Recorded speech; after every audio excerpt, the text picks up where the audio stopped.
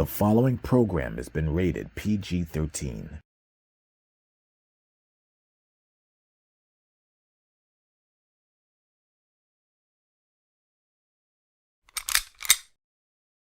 What's up, family? Welcome to another episode of the Israel Wake Up Call, and it has been quite some time since we've actually done an Israel Wake Up Call episode. Now, for those of you who are not familiar, this is the OG show. This is the show that started it all.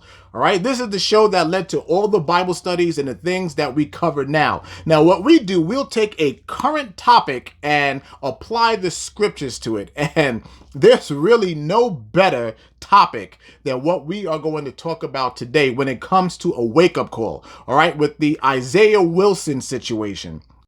I'm going to just tell y'all in advance, I'm really going to try my best to get through this without breaking up, man. But this whole situation, it really makes me laugh. So if you're not familiar with what happened, I'm gonna go ahead. I'm gonna show you the video, and then we'll talk about it afterwards. All right, here we go. The Titans get themselves a big tackle in Isaiah Wilson from Georgia. Came from Brooklyn Poly Prep Country Day. Need a little time to adapt to the heat and conditioning in the South, playing at Georgia, and now he'll be playing. Hi. Yes. Y'all saw that. I'm telling y'all, man.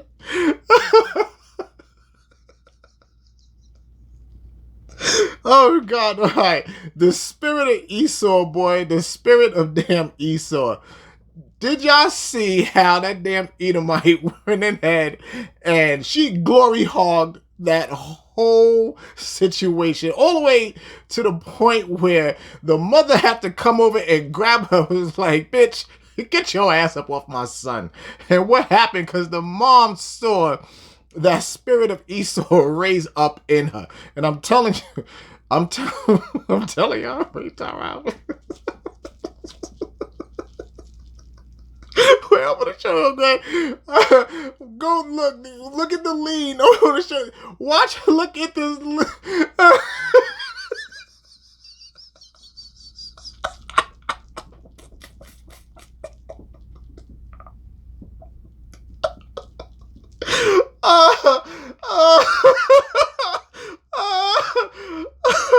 Oh my God. Oh shit, okay. Oh my God, dude.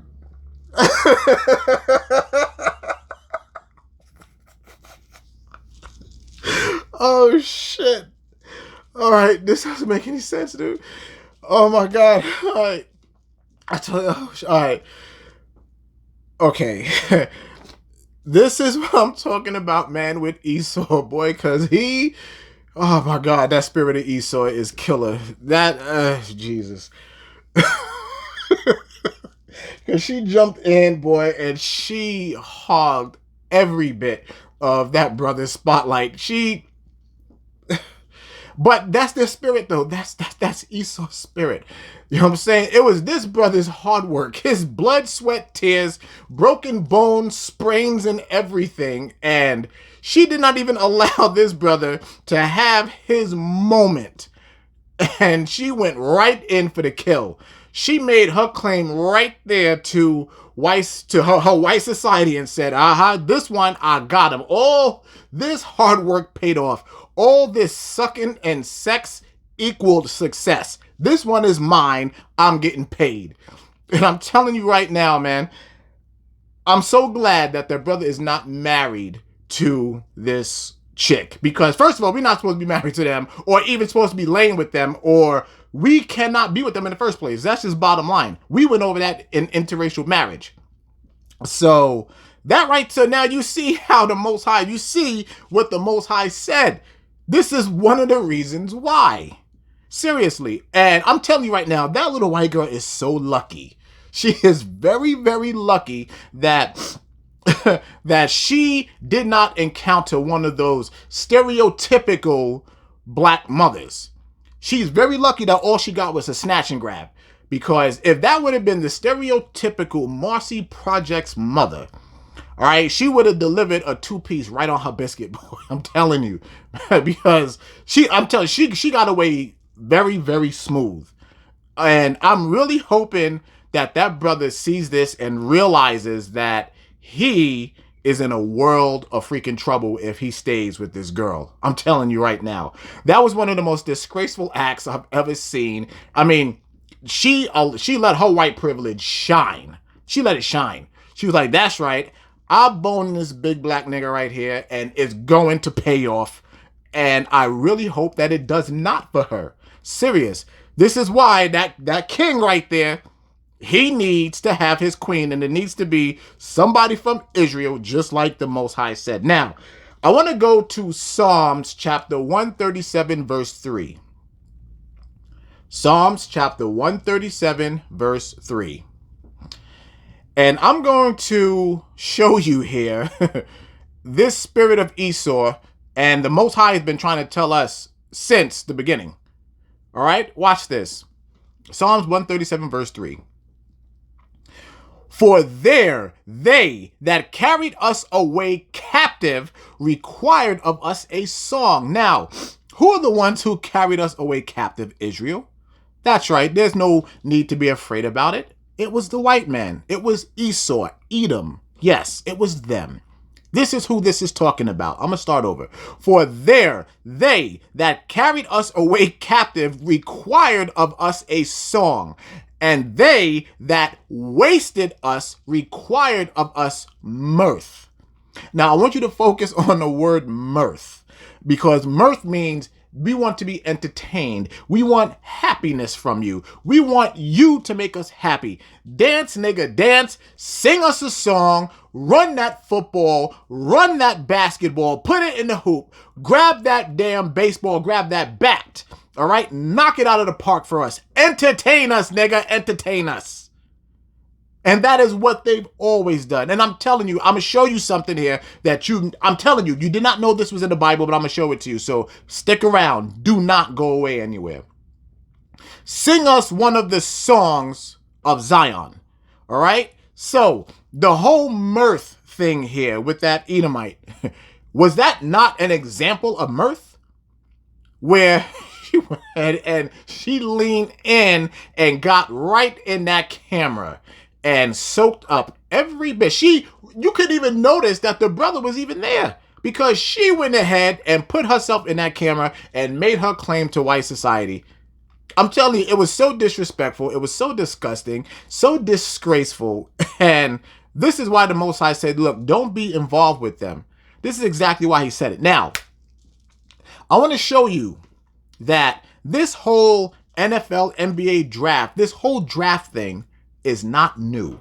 It's not new. It's in the Bible. And I'm going to show you. I want you to open your Bibles to 2nd Maccabees, and I want you to go to chapter 4.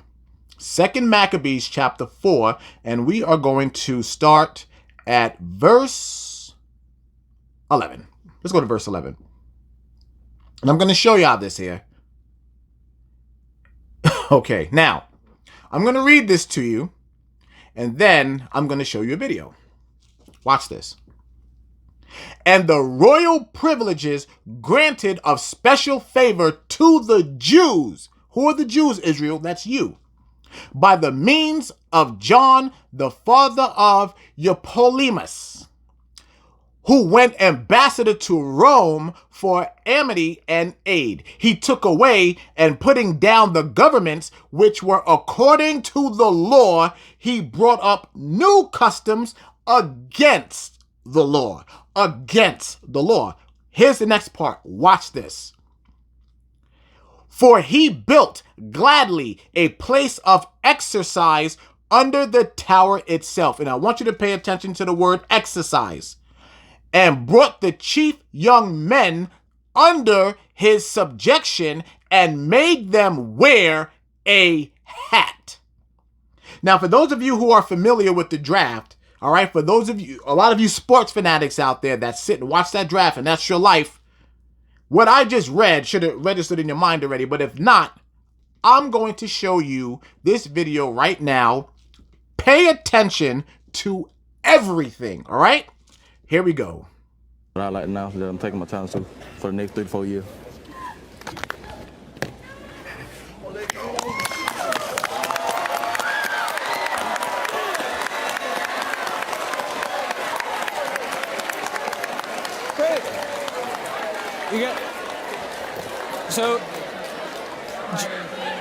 Jacob, you're going to Florida. Who just got up and left there and to your right? Who got up and left? Oh, that was my mom. And why did she walk out and leave?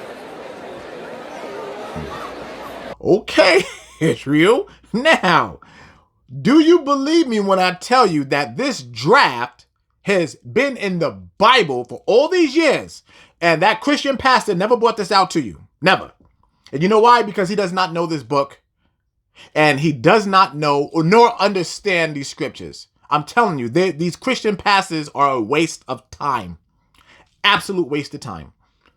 But do you see that this was a common practice? So for those of you that's not familiar with this, I'm going to go ahead and break this down. So now, what they would do, first of all, the term exercise, that's what I told you that I want you to remember. That simply means sports. That's what it is. An athletic competition. So it said that it built this place of exercise. Now, what is that? That's an arena. That's a gymnasium. That's a sportatorium, a coliseum, whatever it is. Whatever the term is, that's what it's regarding. The place where these athletic competitions take place. So now, what they used to do with us back then, we were their athletes. Just like today. The Jews, the Israelites. Now, who are the ones that dominate all the sports fields? That's right, Israel. To the black, to the Hispanic, to the Native American. We are the ones running up and down those fields. We are. So now, back then, during this time here, now remember, what do they refer to? They refer to Rome. This is talking about Rome. This is during the Roman days of the Roman Colosseum. Here's what they used to do.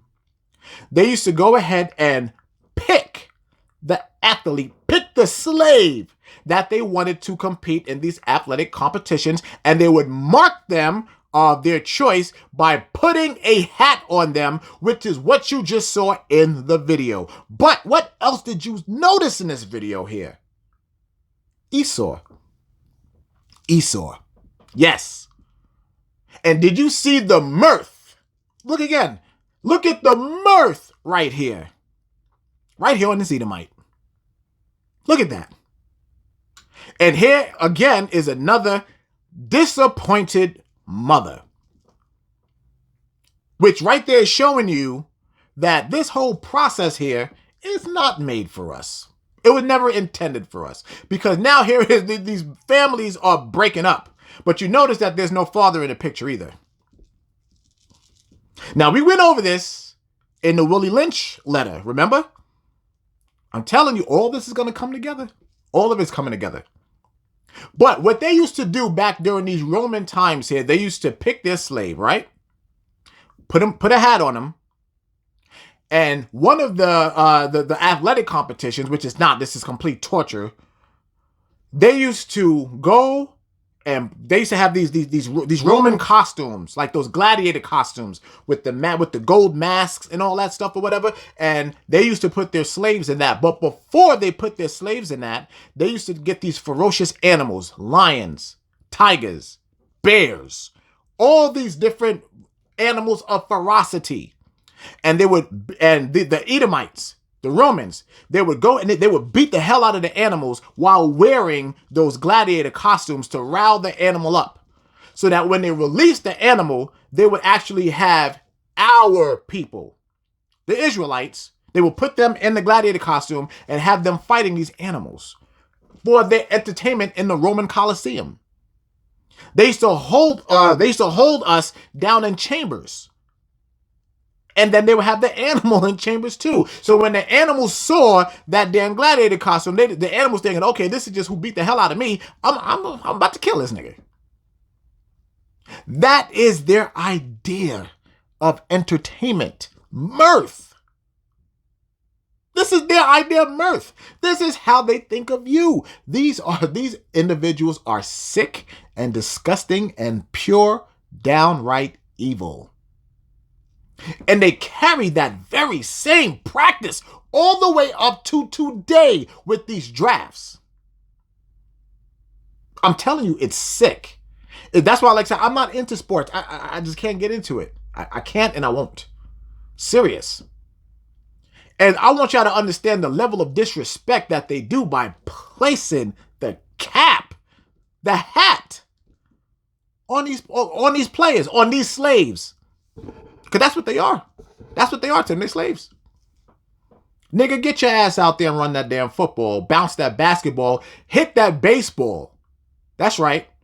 Because the Hispanics and Native Americans, you know, they dominate baseball and soccer. They dominate that. That's theirs. Fit the curses.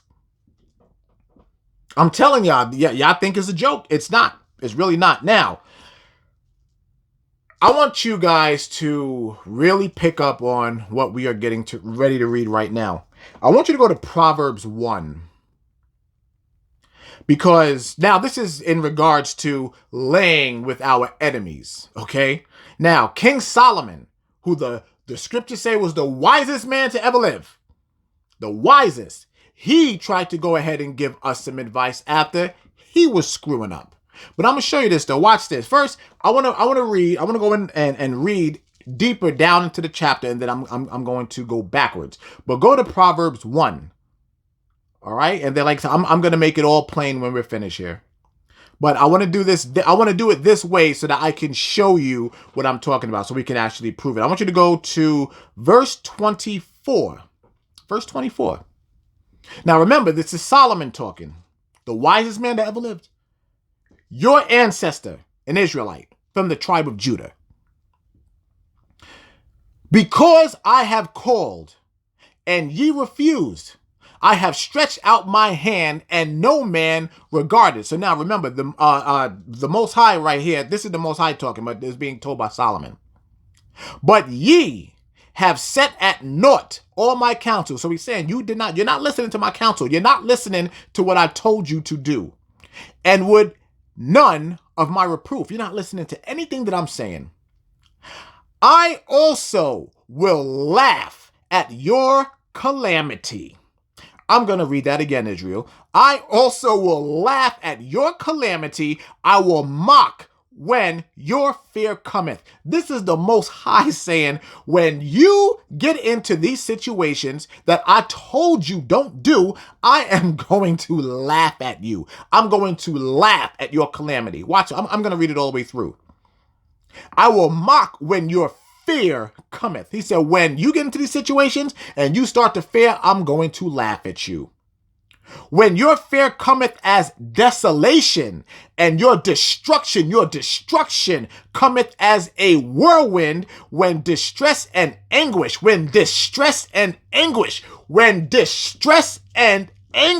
cometh upon you. Now, I'm going to continue reading this here, but I want you to notice the two things that happen in the videos there, where all that distress, number one, that white girl leaning in and soaking up that glory or whatever, and pretty much holding up her little pickaninny toy and saying, oh, I got my nigga right here. And the other one where the mother got up and left away from the table or whatever, and another family has been separated. With Esau right there crying in the background. Because of who we align ourselves with. Now, I'm going to read 27 again. When your fear cometh as desolation, and your destruction cometh as a whirlwind, when distress and anguish cometh upon you, then shall they call upon me, but I will not answer. Israel, did you understand what the Most High said right there? He said, Israel, you're going to call me when you are in these situations, but I'm not going to answer you. They shall seek me early, but they shall not find me. The Most High said, I'm not dealing with you. I told you don't do this, and you went right ahead and did it. For that they hated knowledge and did not choose the fear of the Lord. So what does he say? He said, listen, you did not want to listen to me. You did not want to follow my laws, statutes, and commandments, which are knowledge. So the situation that you put yourself in, I am going to whoop that ass. Therefore, verse 30, excuse me. They would none of my counsel. He said, I would not listen. We would not listen. They would none of my counsel. They despised all my reproof.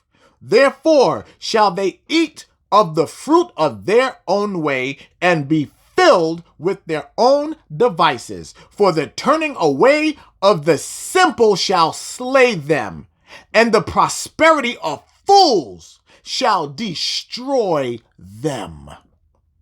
But whoso hearkeneth unto me shall dwell safely and shall be quiet from fear of evil. Now, we just read all that right there, what the Most High said or whatever, when we don't listen. Now I want to go ahead and jump back. I'll go up to the very top. Go to the very top of this verse, of this book, I mean. Go to Proverbs 1:1. Watch this.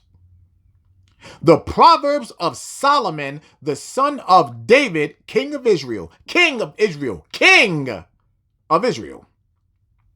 To know wisdom and instruction, to perceive the words of understanding, to receive the instruction of wisdom, justice, and judgment and equity, to give subtly to the simple, to the young man knowledge and discretion. To the young man knowledge and discretion. Who's he talking about? That young man, Isaiah Wilson, trying to give this young brother some knowledge. And I really hope that this brother comes across this. A wise man will hear and will increase learning, and a man of understanding shall attain unto wise counsels. Israel, do you see that right there? Now, why is Solomon talking about all of this here? Now, what was one of Solomon's problems? We went over this in interracial marriage. You already know the answer. Solomon liked them white girls too. Solomon did. I'm going to prove it to you. Go to 1 Kings chapter 11. 1 Kings chapter 11. And I'm going back here because there may be many of you that did not see that lesson, but I want you to go back and watch it. Interracial marriage is in the library. All right. 1 Kings chapter 11. And I want to go start at verse 1. I'm going to show you. Verse 11. Verse 1. But King Solomon loved many strange women, together with the daughter of Pharaoh, the Egyptians, women of the Moabites, the Chinese, Ammonites, the Japanese, Edomites, the Caucasian, the white people, Zidonians, and Hittites. But I want to focus on the Edomites right there. Solomon had a problem dealing with them white girls, and the Most High went ahead and put that calamity on him as well. Did he or did he not? We already went over this. So now, this is why Solomon is giving advice and saying, listen, I've been through all of this already. I took them stripes. I took them ass whoopings from the Most High. And I'm trying to tell you, don't do it. Don't do it. Leave them alone. As it tells us in Tobit 4:12, do not lay or marry the women of the other nations. You are to marry within Israel. And I just want to show you just that sheer disrespect. That's what our brothers have to deal with when we deal outside the nations right there. I'm telling you, that was borderline insanity, dude. That was just, it was truly stomach turning. It's fun. Like I said, it's funny. It really is. It's funny. And as you see the Most High laugh at it, I have all right to laugh at that. And so do you. But when the end result of it is that it's really not funny. It's truly sad. And I really hope that this brother gets away from that and pulls one of his queens, one of the queens of Israel, marries her and allows her to have that success. But of course she needs to earn it, though. I'm not just saying just go pick some random chick or whatever just because she is Israel. Absolutely not. No. Let your queen come on or whatever and earn her place. That's right. I said it. She needs to earn her place. And that goes with the kings too. Sisters, whatever. Don't just let some dude come up in you or whatever and you automatically give him all this. Absolutely not. We have to earn these relationships here. And that's just the bottom line. But I'm telling you though, That was dark. It was that that was horrible. It really, really was. But it just goes to show you though, like I said, we always talk about crafty counsel, and there it is. That is a prime example of crafty counsel with these drafts. And is it a sin to be an athlete? No, it's not a sin or whatever. But when it starts becoming a sin is when you start to worship those things. That's where the sin comes in. All right, because there's plenty of our brothers that that excels in athletic competition, whatever sport it may be. But I really encourage you parents out there of Israel, look, don't always be pushing your kids into these NFL contracts and things like that, because there's a lot of broken dreams there. Let them learn a craft, let them learn a trade. All right, and if it works out here, it works out, but don't let them only rely just on their athletic prowess. Okay, don't do that. That's stupid. They need an education. They need to learn a trade, something that they fall back on, so that if that sport dream does not work out, all right, I got a trade. I know how to do this. And there's nothing wrong with some honest work. Nothing wrong at all. And y'all better teach your kids about dealing with these other nations. I'm telling you right now, you better teach them. Okay? Y'all better show them these scriptures that we go over. Because remember, it is your responsibility to raise up a child the way that they are supposed to be taught. It's your responsibility. And that's going to come back on you if you don't train them correctly. Because the Most High said, even if they go away from it, they're going to come back to it. But they have to have something to come back to. And that falls on you, parent, guardian, grandmother, whatever your relationship is with the child that you're raising. It is up to you to teach them. All right? So this felt really good, having another Israel wake-up call, because this is exactly what this was. This is a true wake-up call for those who are playing around with the other nations. But I'm so glad that we got the chance to do this one here. Like I said, it has been so long, but again, I still have to love this show because this is the OG show. All right. And we focus more on the Bible studies. That's really where it belongs. That's always going to be the priority. But every once in a while, we got to come back and do one of these episodes. And I really thank you guys for tuning in. I thank you for spending some more time with me. And again, if you can share this or whatever, I don't know if they'll even allow you to share these videos anymore. You probably can't.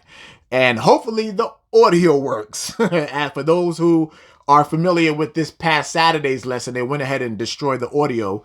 But hey, the truth is the truth, and it always will be the truth. And the truth will always defend itself. We'll never have to defend it. Never. All right, so with that being said, Israel, I love you guys. And again, I thank you so much for all of your support. And I will see you this Friday night Sabbath. All right, Israel, I love you. I'm out.